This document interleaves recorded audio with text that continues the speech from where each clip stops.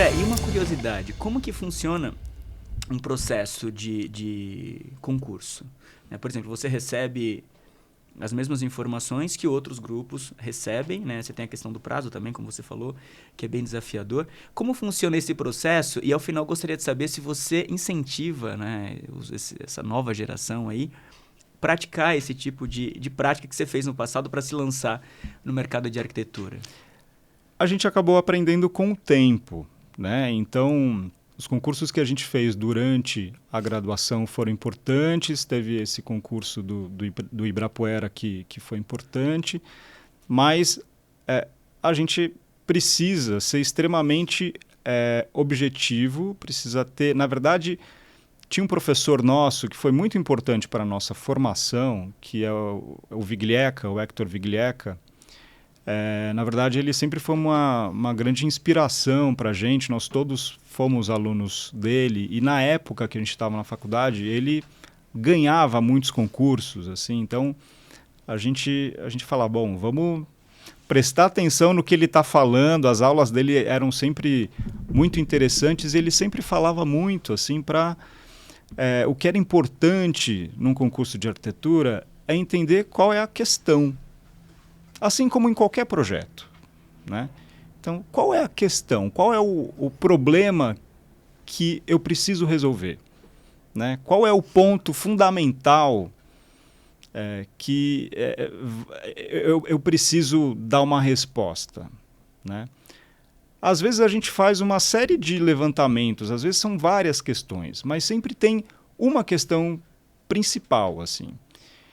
E eu acho que o grande desafio é a gente encontrar uma resposta precisa e coerente para essa questão. Para essa questão. E nesse processo, assim, você recebe tudo escrito?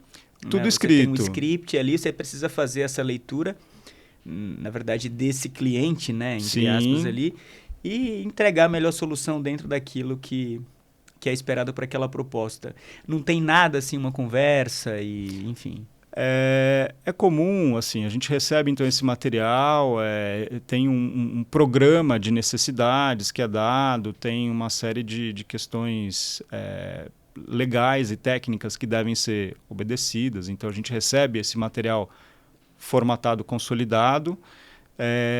Muitas vezes eles dão uma abertura até para perguntas e respostas, que isso às vezes até gera confusões, porque acabam abrindo margem para possibilidades que até então não estavam tão claras.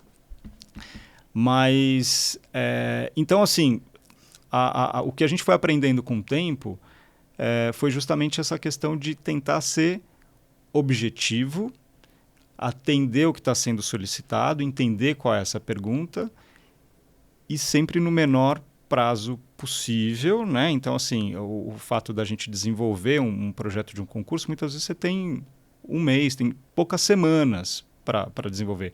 E muitas vezes um projeto de uma grande complexidade. Não, e para você conciliar isso, né, com outras atividades que você está fazendo ali no dia a dia. Então, eu imagino que, de fato...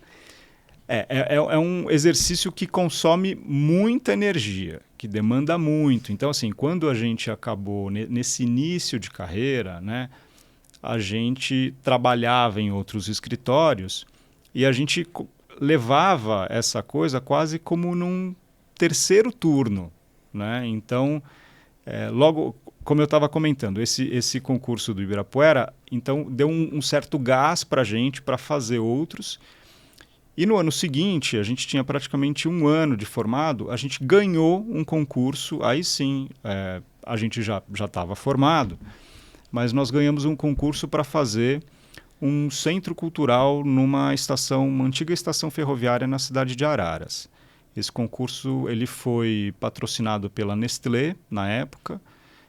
A Nestlé estava, naquele momento, completando 100 anos de instalação da primeira fábrica deles no Brasil, que era lá em Araras.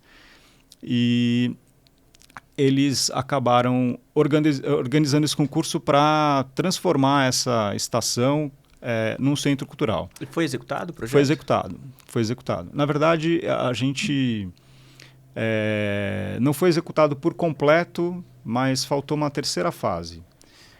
E para nós esse projeto foi muito importante, assim, porque, como eu disse, a gente desenvolvia esses concursos quase que num terceiro turno. Então, esses meus amigos levavam os computadores para minha casa, a gente, depois do trabalho, todo mundo ia para lá, a gente ficava madrugada adentro, por semanas também fazendo. E quando a gente soube da notícia desse concurso, que a gente tinha ganhado esse concurso, a Nestlé virou para a gente e falou, bom, agora, parabéns, né? Vocês serão contratados para o desenvolvimento do projeto executivo, a gente precisa que vocês emitam uma nota fiscal para a gente pagar o prêmio e tudo mais. A gente falou, nota fiscal? Eu nem sei o que é isso.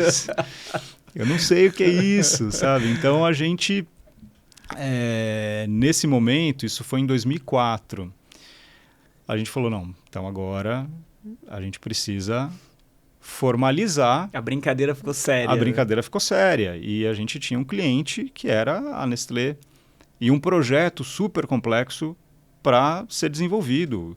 Era um projeto que envolvia uma estação de 1870, com uma série de questões relativas a restauro, relativas a soluções, né, de intervenção super complexas. E a gente era recém-formado.